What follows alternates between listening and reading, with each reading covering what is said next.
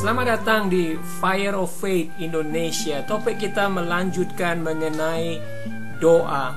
Saudara-saudara bisa bayangkan kalau kita berdoa, tetapi doa yang kita naikkan itu adalah berasal dari dalam sebuah kotak. Bayangkan, kita masuk ke dalam kotak yang tertutup rapat dan kemudian kita mulai berdoa.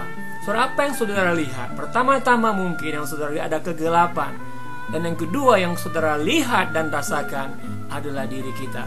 Maksudnya, pada waktu kita berdoa dari dalam sebuah kotak, fokusnya adalah kepada diri kita sendiri. Karena itulah yang kita rasakan. Fokusnya adalah pada problem kita. Fokusnya adalah pada masa depan kita. Pada apa saja yang sedang kita alami. Ketika kita mau melihat keluar, kita nggak bisa lihat apa-apa, yang ada hanyalah kegelapan. Saudara, kalau kita berdoa dari kondisi seperti di dalam kota ini, saya percaya saudara bahwa buah-buahnya bukanlah buah-buah yang lebat. Saudara, di dalam kitab Hagai ada dikatakan sedemikian saudara. Saya bacakan buat saudara di kitab ini. Dari pasal 1 ayatnya yang ke-6, kamu menabur banyak tetapi membawa pulang hasil sedikit. Kamu makan tetapi tidak sampai kenyang. Kamu minum tetapi tidak sampai puas. Kamu berpakaian tetapi badanmu tidak sampai panas. Dan orang yang bekerja untuk upah, ia bekerja untuk upah yang ditaruh dalam pundi-pundi yang berlobang. Beginilah firman Tuhan semesta alam. Kamu mengharapkan banyak, di ayat 9 dikatakan, kamu mengharapkan banyak tetapi hasilnya sedikit. Dan ketika kamu membawanya ke rumah, aku menghembuskannya. Oleh karena apa? Demikianlah firman Tuhan semesta alam. Oleh karena rumahku yang tetap menjadi reruntuhan, sedang kamu masing-masing sibuk dengan urusan rumahnya sendiri. Bukankah kalau kita berdoa dari dalam sebuah kotak seperti itu, seakan-akan kita sibuk dengan rumah kita sendiri, yakni masalah kita sendiri. Saudara, doa adalah kehidupan yang begitu menyenangkan, karena melalui doa kita dapat mencurahkan problema kita kepada Tuhan. Tetapi dalam konteks kitab Hagai ini saudara, adalah konteks di mana bangsa Israel baru kembali daripada pembuangan di Babylon. Mereka kembali ke Yerusalem dan mereka mulai membangun bait Allah. Pada mulanya udah ada fondasinya, tetapi kemudian mereka mendapatkan hambatan, halangan dari orang-orang di sekitar, sehingga mereka stop pembangunan bait Allah dan mereka mulai membangun rumah mereka sendiri. Sampai selama 18 tahun saudara.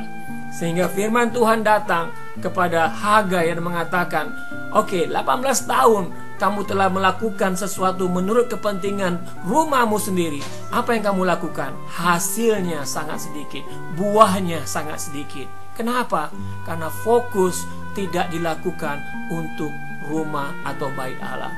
Bait Allah adalah pusat dari kehidupan bangsa Israel. Setiap hari mereka memerlukan bait Allah. Mereka perlu mempersembahkan korban bakaran untuk menghapus dosa.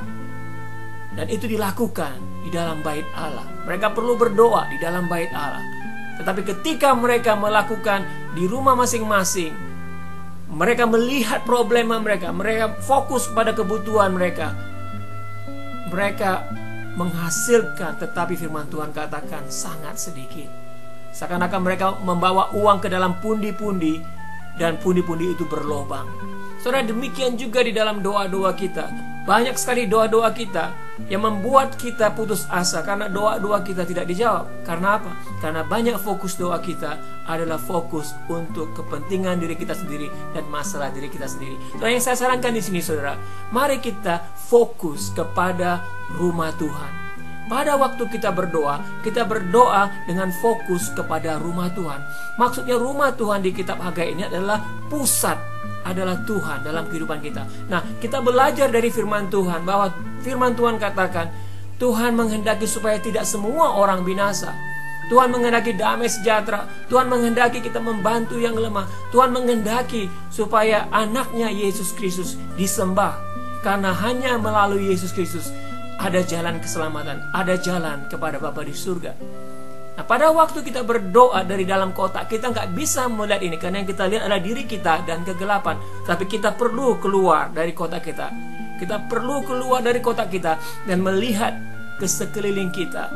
Kalau kita ada dalam pelayanan kita, gereja kita, mungkin kita berdoa hanya untuk gereja kita. Kita mulai sekarang berdoa untuk melihat masyarakat, bahkan untuk melihat gereja yang lain, untuk melihat tubuh Kristus, dan mulai berdoa untuk tubuh Kristus.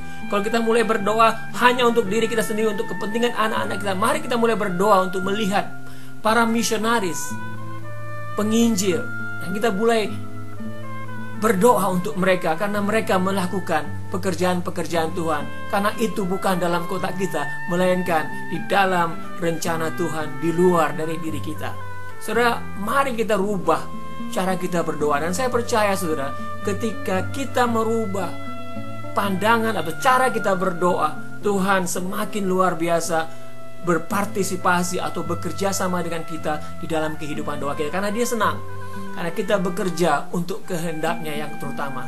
Kenapa saya mengatakan demikian saudara? Karena waktu Tuhan Yesus mengajarkan di dalam doa Bapa kami, datanglah kerajaan-Mu, jadilah kehendak-Mu di muka bumi seperti di dalam surga. Pada waktu yang pertama yang Tuhan Yesus ajarkan adalah untuk berdoa bagi kehendak Tuhan di muka bumi.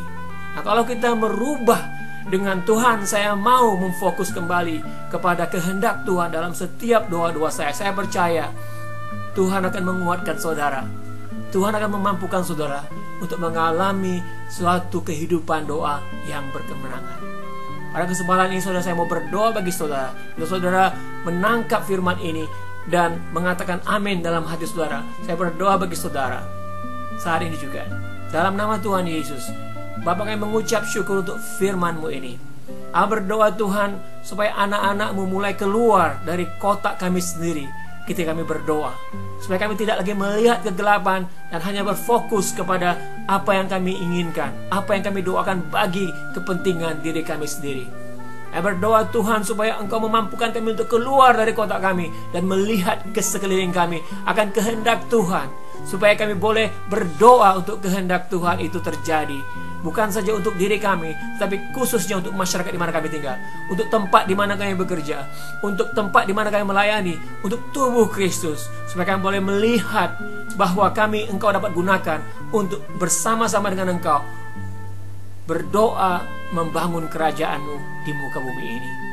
Tuhan, kuatkan setiap orang yang mendengarkan firman ini, supaya mulai saat ini kehidupan doa mereka mau dirubah untuk mengutamakan kehendak Tuhan di dalam doa-doa mereka. Dalam nama Tuhan Yesus. Saudara, terima kasih dan terus ikuti channel ini untuk kehidupan doa yang berkemenangan. Amin.